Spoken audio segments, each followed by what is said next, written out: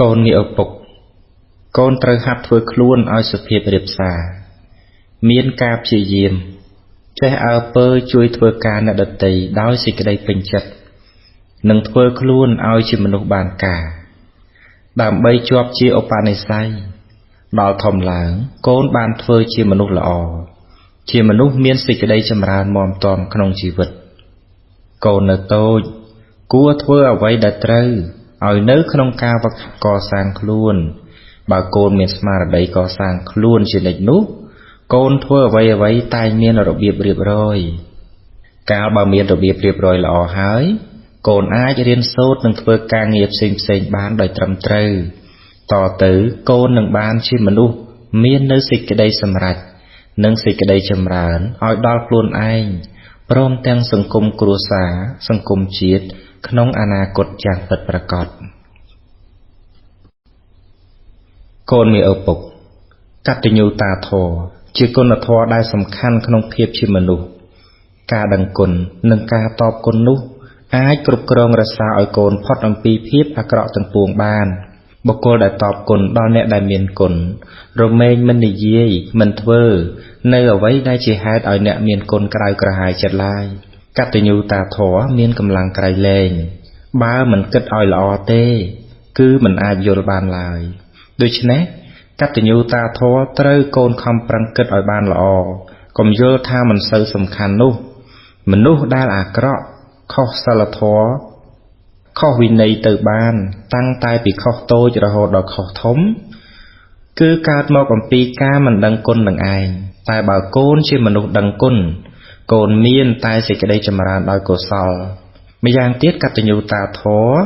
ដែលមាននៅក្នុងខ្លួនរបស់កូនជាគ្រឿងសម្គាល់ថាកូនមានឪពុកជាមនុស្សល្អកូនមានឪពុកកូនត្រូវយល់ដឹងថាសេចក្តីអត់ធន់ញ៉ាំងឲ្យនៅផលឲ្យសម្រេចបានគ្រប់យ៉ាងកូនត្រូវអត់ធន់ដូចតទៅ 1. អត់ធន់ក្នុងរឿងដែលគួរអត់ធន់ 2. អត់ធន់ក្នុងរឿងដែលមិនគួរអត់ធន់សូមអធិប្បាយគឺមុនដំបូងកូនគួរអត់ធន់ក្នុងរឿងដែលគួរអត់ធន់ដូចជាអត់ធន់ចំពោះមុខនេតិអត់ធន់ក្នុងការបរិភោគការដេកការរៀនចូលកូនអត់ធន់ដើម្បីអនាគតរបស់កូនសូមឲ្យកូនប្រកាន់ទុកថាសេចក្តីអត់ធន់គឺជាមុខនេតិរបស់យើងមួយផងដែរតទៅសូមឲ្យកូនចេះអត់ធន់ក្នុងរឿងដែលមិនគួរអត់ធន់ដូចជាយើងធ្វើល្អហើយតែត្រូវគេនិន្ទាធ្វើល្អដល់គេត្រូវគេប្រទុះតបវិញនិយាយពិតធ្វើដោយស្មោះតែត្រូវគេពោលមួលបង្កាច់រឿងទាំងអស់នេះសុទ្ធតែយើងធ្វើបានត្រឹមត្រូវមិនគួរអ្វីដែលយើងត្រូវអត់ធន់នោះឡើយប៉ុន្តែយើងត្រូវអត់ធន់ទាំងដែលយើងមិនបានខុសនោះឯងសេចក្តីអត់ធន់បែបនេះលំបាកជាទីបំផុតបើកូនធ្វើបានឈ្មោះថាកូនល្អដល់ក្រៃលែងកូននឹងមានសេចក្តីសុខផលនឹងកើតមានដល់កូនព្រមទាំងបរិវារកាលណាបើកូនមានសេចក្តីអត់ធន់បែបនេះសេចក្តីអត់ធន់ធ្វើឲ្យបានជាមនុស្សចិត្តធ្ងន់សេចក្តីអត់ធន់ធ្វើឲ្យរួចពីក្រញាំតណ្ហាសេចក្តីអត់ធន់ធ្វើឲ្យមានរបៀបពិន័យសេចក្តីអត់ធន់បញ្ឈប់សេចក្តីក្រោធបានសេចក្តីអត់ធន់ធ្វើឲ្យតម្កល់ខ្លួនល្អបានសេចក្តីអត់ធន់ជាដៃគូក្នុងការងារសេចក្តីអត់ធន់ជាអាវក្រោះរបស់ចិត្តសេចក្តីអត់ធន់នាំឲ្យមានមិត្តខ្សត់សត្រូវសេចក្តីអត់ធន់ជាបិតានៃគុណធម៌ទាំងពួងដែកដែលយកទៅដុតដោយភ្លើងហើយយកមកលុតដំធ្វើឲ្យជាឧបករណ៍ផ្សេងរមែងរឹងនិងមានតម្លៃយ៉ាងណាមិញមនុស្សដែលអត់ធន់បានល្អក៏ជាមនុស្សរឹងប៉ឹងនិងមានគុណតម្លៃយ៉ាងដូច្នោះដែរកូនមានឪពុកកូនក៏បីនឹកជានិច្ចនៅពេលដែលកូនមានការធុញទ្រាន់ក្នុងការរៀនសូត្រសូមកូនគិតថាការរៀនសូត្រជាទ្វារចូលទៅរកសេចក្តីសម្រេចការរៀនសូត្រជាទ្វារចូលទៅរកសេចក្តីសុខការរៀនសូត្រជាទ្វារចូលទៅរកជ័យជំនះវិជ្ជាទុកជាភ្នែកការប្រព្រឹត្តទុកជាជើង កូនមានឪពុកបើកូនប្រាថ្នាជាមនុស្សល្អកូនគួរដឹងពេលវេលានិងគួរបដិបត្តិឲ្យត្រូវពេល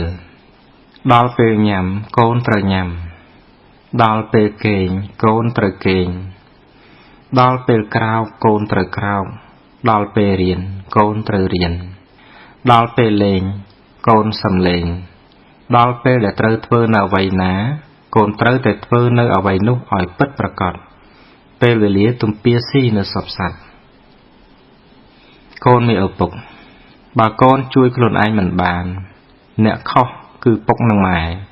តែបើកូនជួយខ្លួនឯងបានអ្នកដែលសប្បាយចិត្តជាងគេគឺឪពុកម្ដាយរបស់កូននឹងឯងពេលមានបញ្ហាតាក់ទងនឹងកូនត្រូវកូនរកហេតុនៃបញ្ហាហើយយកមកពិចារណាកែไขកូនត្រូវដោះស្រាយបញ្ហាដោយបញ្ញាកុំដោះស្រាយបញ្ហាដោយការខឹងក្រោធឲ្យសោះនៅពេលខឹងមនុស្សយើងតែងតែល្ងងកូនមានឪពុកចូលកូនពិចារណានៅកំណាព្យនេះរូបសល្អរៀងគួរស្រឡាញ់តែចាញ់ល្អចិត្តគំនិតជាមិនយូរប៉ុន្មានរូបជារា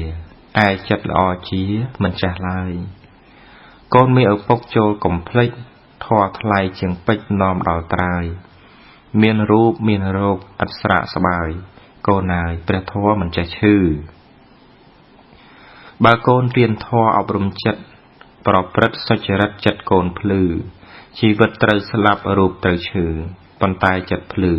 មិនស្លាប់ទេចិត្តភ្លឺខ្លាំងជាងសូរិយាភ្លឺដោយបញ្ញាចិត្តទំនេរបើចាស់ឈឺស្លាប់ព្រោះក្តីស្នេហ៍ឯចិត្តទំនេរផុតទុក្ខហោងចិត្តល្អមិនជារាព្រះធម្មាមិនចេះឈឺខាត់ចិត្តឲ្យបានភ្លឺមានពន្លឺផុតក្តីស្លាប់កូនមានឪពុកព្រះសម្មាសម្ពុទ្ធបានទូន្មានទុកថាយើងសេពគប់មនុស្សយ៉ាងណាយើងក៏ជាមនុស្សយ៉ាងនោះដោយនិទានអំពីសត្វសេកមួយគូសេកមួយទៅនៅនឹងតាបោះសត្វសេកមួយទៀតទៅនៅនឹងពួកចោរដោយដែលឪធ្លាប់បាននិទានឲ្យកូនស្ដាប់ហើយគឺថាសេកមួយល្អសេកមួយអាក្រក់បើកូននឹងសេពគប់ជាមួយអ្នកណាកូនត្រូវប្រយ័ត្នប្រយែងកូនត្រូវតែគិតជានិច្ចថានឹងមិនយកតម្រាប់តាមមនុស្សអាក្រក់ឡើយមិនសេពគប់មិនមែនមានន័យថាស្អប់ទេកូនមានឪពុកកូននឹងរស់នៅក្នុងโลกនេះបានយ៉ាងមានសេចក្តីសុខដោយមេត្តាឲ្យសេចក្តីស្រឡាញ់និងប្រាថ្នាល្អចំពោះមិត្តករុណាជួយមិត្តមិនសង្ឃឹមការតបស្នងមុទិតាត្រេកអរតាមនៅពេលដែលអ្នកដទៃបានសម្រេចឧបេក្ខាមានការសម្លឹងជាកណ្ដាលដោយស្មារតីនៅពេលជួយអ្វីគេមិនបានព្រោះសត្វលោករមែងប្រព្រឹត្តទៅតាមកម្មម្យ៉ាងទៀតកូនកុំញុះញង់ឲ្យគេទាស់តែងគ្នាជាដាច់ខាតព្រមវិហារជាជំរកដ៏ប្រសើររបស់ចិត្តកូនមានឪពុកកូនសាកសង្កេតមើលនឹងឃើញថាសេចក្តីទុក្ខវានឹងមកជួបយើងដោយមិនដឹងខ្លួនជាមុនព្រោះដូច្នោះយើងត្រៀមប្រឈមមុខជាមួយនឹងវាដោយការរៀនឲ្យស្គាល់សេចក្តីទុក្ខ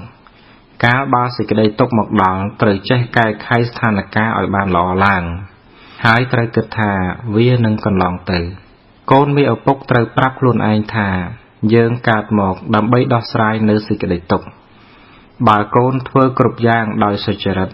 ប្រាថ្នាល្អដល់អ្នកដទៃហើយកូនមិនបន្ទោសខ្លួនឯងឡើយការអស់ទៅនៃតណ្ហាឈ្នះអស់ទុក្ខទាំងពួងកូនមានឪពុក